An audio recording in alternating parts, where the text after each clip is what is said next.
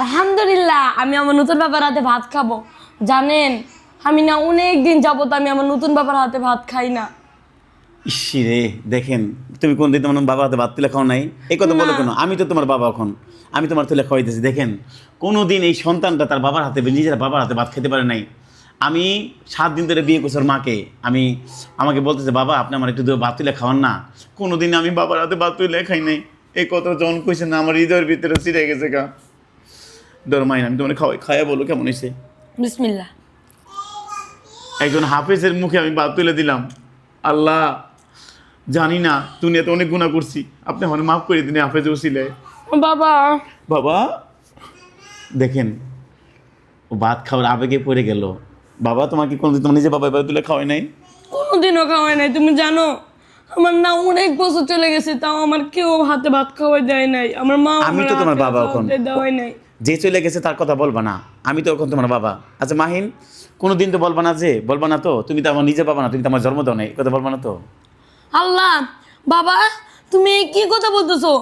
আমি তো কোরআনের সামনে হাত রেখে বলছিলাম যে তুমি আমার বাবা, তাহলে আমি তোমাকে কিভাবে বলবো এরকম কথা? কোনোদিন অস্বীকার করবা না তো? না না না না। দেখেন, ও কোরআনের হাত থেকে বলছে আপনি আমার বাবা, আমি কোনোদিন বলবো না আপনি আমার সৎ বাবা, এই কথা বলবো না তো বাবা?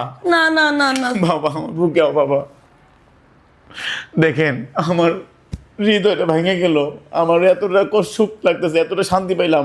আল্লাহ আমার এরকম পরিবারে দিছে, যে সন্তান কোরআনের হাফেজ হওয়া শর্ত আমার কোরআনের কসম খায় বলছে আমার কোনো ছেড়ে দেবো না। বাবা, বাবা গো, তুমি কোনো কষ্ট পাও না, আমি তোমাদেরকে আমার রক্ত বিক্রি করি না, আমি তোমাকে খাও বাবা। তোমার করা কোনোদিন আমি ছেড়ে যাবো না বাবা। তোমার মারও কষ্ট তুমি না আমি কোনোদিন বাবা। যদি কোনোদিন চলে যাও, আমি তোমাদের কোনোদিন চলে যাবো না বাবা। আল্লাহ, আল্লাহ এই পরিবারের উপরে অশান্তি হইলে আল্লাহ আপনার এর প্রতি আমার গজব দিবেন।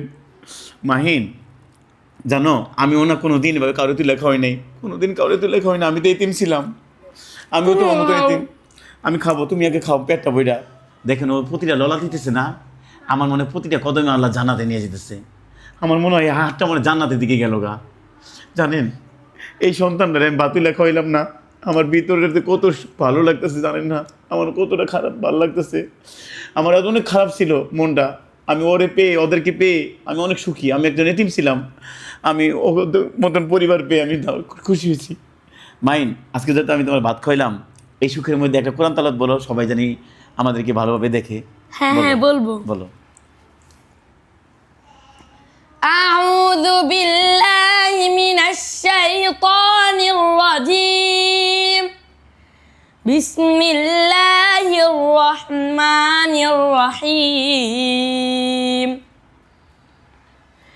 ইযা ওয়াকাতিল ওয়াকিয়া লাইসা লিওয়াকাতিহা কাযিবা খাফিদাতুর রাফিয়া ইযা রুজ্জাতিল আরদু রাজ্জা সাদাকাল্লাহুল আযীম। মাশাআল্লাহ বাবা, মাশাআল্লাহ মাশাআল্লাহ। এই কোরআন থেকে যে কোরআন তালাত করে যে মুখটা দিয়া, এই মুখের ভিতরে আমি ভাত তুলে দিতে পারছি। আল্লাহ আপনি আমার কবুল করে নিন। আল্লাহ আপনি আমার কোনো দিন জানি এই সন্তানকে আমি কষ্ট না দিই। আল্লাহ আপনি আমার এই পর্যায়ে আমার তৌফিক দান করেন, আমি জানি এদেরকে ভালো ভালো খাওয়াইতে পারি। আল্লাহ ওর মারে আমি জানি ভালো সুখ শান্তি দিতে পারি, ওর মার জানি সমস্ত আশা পূরণ করতে পারি। আর গাইস, আপনারা দেখবেন একজন সন্তান তার বাবা না থাকা সত্ত্বে সে কতটা অভাবে ছিল, আমাকে পেয়ে তার খুশি হয়েছে। আপনারা জানাবেন আমি কোনো ভুল কিছু করলাম না কিনা। আর মাই, তুমি কিছু বলো। আপনারা সবাই ভিডিওটা দেখবেন, অবশ্যই লাইক কমেন্ট শেয়ার করে দিয়ে যাবেন, আমার নতুন বাবাকে মেনে নেবেন।